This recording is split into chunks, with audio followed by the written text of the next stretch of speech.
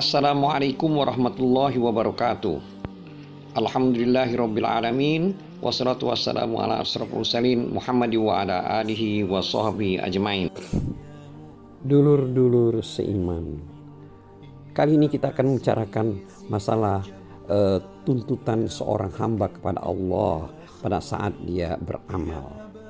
Sebagaimana kita ketahui bahwa sebagai orang awam, bila kita beramal, maka tentu saja kita menuntut pahala dari Allah Subhanahu wa taala. Anggaplah kita tidak akan menuntut pahala atau hadiah dari manusia, namun secara awam kita otomatis akan menuntut pahala atas perbuatan amal kita tersebut. Di lain pihak, Allah menuntut keikhlasan kita dalam beramal. Artinya, tatkala orang itu beramal, hendaklah karena Allah. Karena itulah maka tingkatan kita sebagai manusia beriman itu antara menuntut tuntutan pahala atau kita menuntut keridhaan Allah Subhanahu wa taala. Kita tahu bahwa hawa nafsu kita, keinginan kita itu pada dasarnya adalah karunia dari Allah Subhanahu wa taala. Makanya Allah selalu dalam kitab suci, dalam Al-Quran juga disebutkan bahwa Allah menjanjikan bagi kita surga dengan segala kenikmatannya. Sehingga seorang yang mempunyai hawa nafsu sebagai manusia tentu menginginkan surga. Efeknya adalah bila kita beramal maka kita menginginkan surga. Itu adalah biasa.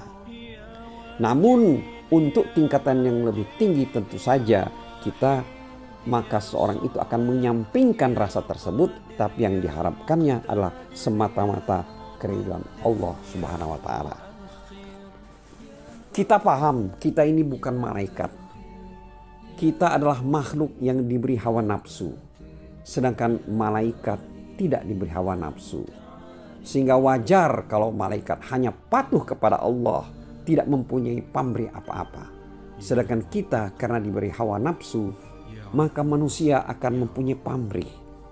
Dia menginginkan pahala sebagaimana yang dijanjikan oleh Allah Subhanahu wa taala. Sehingga untuk mendapatkan pahala tersebut tentu saja tidak salah. Hanya mungkin tingkatannya lebih rendah daripada orang yang hanya beramal, hanya mencari ridha Allah Subhanahu wa taala. Tapi yang penting jangan sampai kita beramal itu karena lain daripada untuk Allah Subhanahu wa taala. Karena pada dasarnya mengharapkan pahala tersebut juga pada dasarnya adalah mengharapkan ridhonya dari Allah Subhanahu wa taala supaya Allah melimpahkan rahmat kepada kita. Jadi bukan mengharapkan karena adanya balasan dari makhluk lain atau manusia. Dulur-dulur sekalian, karena itulah kita pada awal kita yang penting kita berniat karena Allah walaupun pada tingkatan yang paling rendah, yaitu mengharapkan pahala dari Allah Subhanahu wa taala atau balasan. Namun haruslah kita tingkatkan sampai ke tingkat di mana kita hanya menginginkan ridho Allah Subhanahu wa taala. Dulur-dulur sekalian, sedangkan adapun orang yang ragu terhadap balasan Allah, maka cukuplah bagi dia diselamatkan dari siksa. Allah berfirman, amal yang kamu kerjakan itu tidak berhak akan mendapat balasan dariku. Karena dia merasa ragu-ragu. Hanya saja pantas bagimu adalah keselamatan. Tidak ada siksa bagimu. Dulur-dulur sekalian, ibadah-ibadah ini pada dasarnya adalah untuk mendapatkan balasan atau ampunan dari Allah Subhanahu wa taala. Karena itu hendaknya kita menjuruskan, mengarahkan hasrat kita agar ibadah-ibadah kita ini paling tidak untuk menuju ke permohonan ampunan kepada Allah Subhanahu wa taala.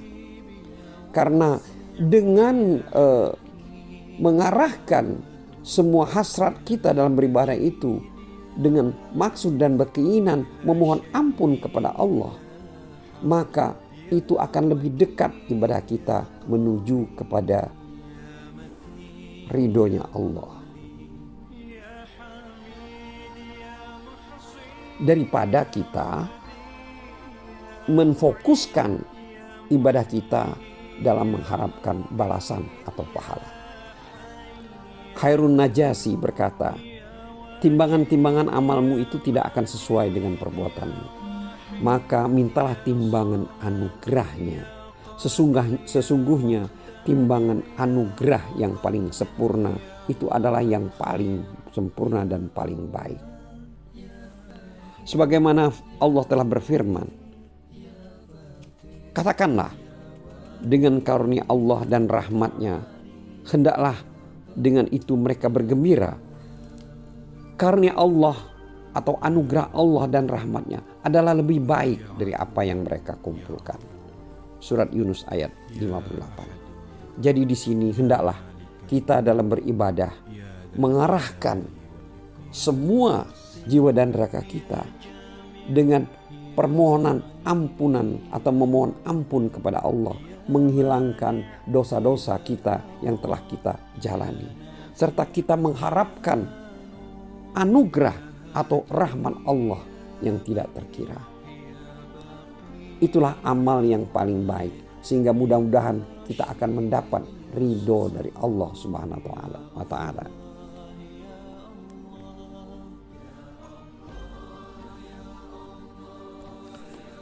Dulur-dulur seiman, kalau kita merenung lebih dalam, maka pada dasarnya amal kita itu adalah yang menciptakannya, Allah Subhanahu wa Ta'ala. Karena apa?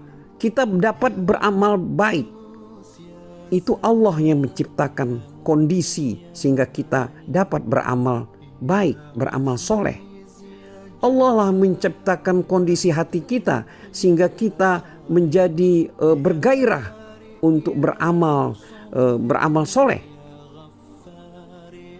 Karena itu kalau kita renungkan, pada dasarnya amal yang soleh yang kita perbuat itu sebenarnya adalah diciptakan oleh Allah, dibuat sedemikian rupa sehingga kondisi hati kita menjadi bersemangat untuk mengerjakan amal soleh.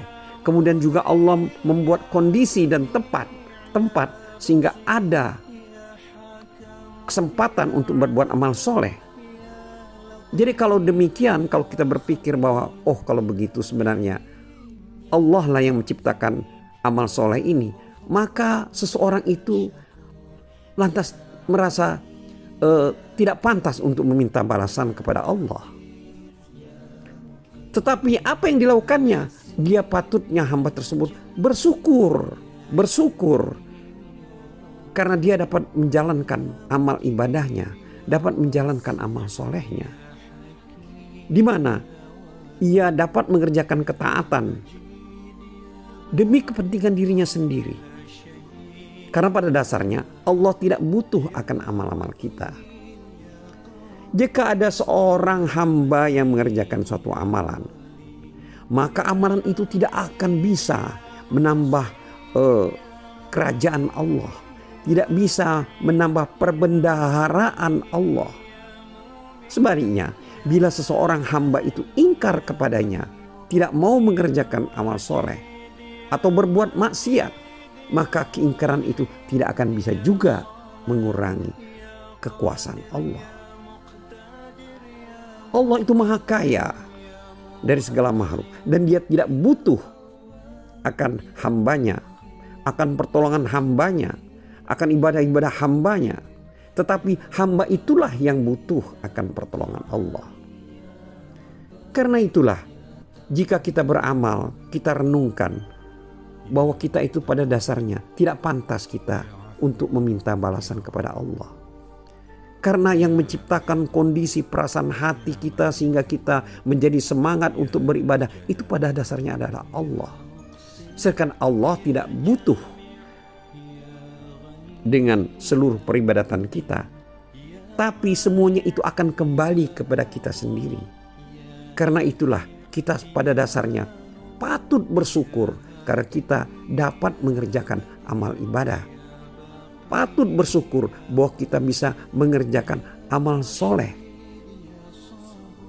Karena itu sebaiknya kita menghilangkan rasa untuk meminta balasan pahala kepada Allah. Coba kita perhatikan firman Allah dalam surat Al-Fussilat ayat 46. Yang artinya barang siapa yang mengerjakan amal soleh, maka pahalanya untuk dirinya sendiri. Dan barang siapa yang berbuat jahat, maka dosanya adalah untuk dirinya sendiri. Dan sekali-kali tidaklah Tuhanmu menganiaya hamba-hambanya. Dulur-dulur sekalian, Allah itu maha kuasa. Allah lah yang menentukan segala sesuatu. Innallaha ala kulli syai'in qadir. Karena itu jika Allah menghendaki akan menunjukkan kurnia-Nya kepada kita, maka Allah akan menciptakan amal itu seraya menanamkan amal itu kepada kita. Dalam Quran banyak sekali kita jumpai panggilan Allah kepada hambanya, misalnya ya ayyuhalladzina amanu, hai orang-orang yang beriman. Ini panggilan Allah. Ini menunjukkan panggilan Allah itu menunjukkan kasih sayangnya kepada hambanya untuk selalu berbuat ketaatan dan kebaikan. Padahal Allah lah yang memberikan rasa keimanan pada orang tersebut, yang memberikan keimanan pada hamba-hamba tersebut. Maka hamba-hamba yang dipanggil itu menjawab, Engkaulah yang memberikan kurnia kepadaku sehingga aku dapat berbuat ketaatan. Tanpa ada kurniamu, tentu aku tidak dapat berbuat yang demikian. Sebab aku tidak mempunyai daya kekuatan kecuali semata-mata dengan pertolonganmu ya Allah. Dulur-dulur seiman, Sa'al bin Abdillah berkata, jika seorang hamba berbuat kebajikan lalu berkata, wahai Tuhanku, Engkau yang memberikan kurnia, taufik, menolong serta memudahkanku. Maksudnya dalam beramal, maka niscaya Allah akan memuji kepada hambanya dengan sabdanya, wahai hambaku, kau telah berbuat ketaatan dan kamu telah mendekatkan diri kepadaku. Namun apabila hamba itu memandang dirinya bahwa dirinya lah yang berbuat itu, dengan menafikan Allah, bahwa dialah yang berbuat ketaatan dan dialah yang mendekatkan kepada diri kepada Tuhan, niscaya Allah akan memalingkan dirinya dan berkata, akulah yang memberikan taufik, akulah yang memberikan pertolongan, dan akulah yang memudahkanmu sehingga kamu bisa berbuat ibadah tersebut. Sebaliknya, bila hamba berbuat kejahatan lalu ia berkata, wahai Tuhanku, Engkaulah yang telah menakdirkan, memutuskan dan menghukumku, maka Tuhan akan menjawab, wahai hambaku, kau telah berbuat salah, bodoh dan berbuat maksiat. Namun bila hamba itu berkata, wahai Tuhanku, akulah yang zolim, akulah yang berbuat kesalahan, akulah yang bodoh, maka Tuhan akan menjawab, wahai hambaku, akulah yang memutuskan, akulah yang mentakdirkan, akulah yang akan mengampuni serta menutupi. Maka kita akan tahu doa yang selalu diungkapkan Nabi, Rabbana zalamna anfusana wa illam taghfir lana wa tarhamna lanakunanna minal khasirin.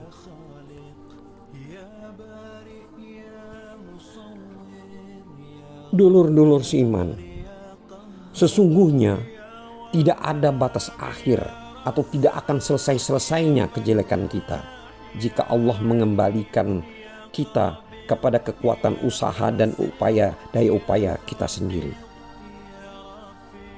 Dan sebaliknya, Tidak akan ada habisnya kebaikan kita, amal perbuatan kita, amal perbuatan kebajikan kita, jika Allah memperlihatkan kemurahannya kepada kita. Dulur-dulur seiman, tidak akan ada pangkal ujungnya, batas akhir seseorang dalam mengerjakan amal jelek, jika amal itu disetir oleh nafsu. Amal itu dikuasai oleh nafsunya. Karena apa? Karena nafsu itu selalu cenderung kepada kejelekan. Sebaliknya, orang itu tidak akan merasa bosan dan henti-hentinya beramal kebajikan, mengerjakan amal baik, amal soleh, jika Allah memberikan sifat kemurahan kepadanya. Oleh sebab itu, tidak ada jalan lain bagi kita, bagi seorang hamba, untuk memohon kepada Allah supaya diselamatkan dari rongrongan nafsu dan selalu bersandar hanya kepada Allah semata. Perhatikanlah doa Rasulullah SAW yang artinya, ya Allah, perbaikilah urusanku semuanya, dan jangan engkau serahkan urusanku kepada diriku sendiri walaupun sekejap mata. Demikianlah, wallahu alam bissawab, wabillahi taufiq wal hidayah. Assalamualaikum warahmatullahi wabarakatuh.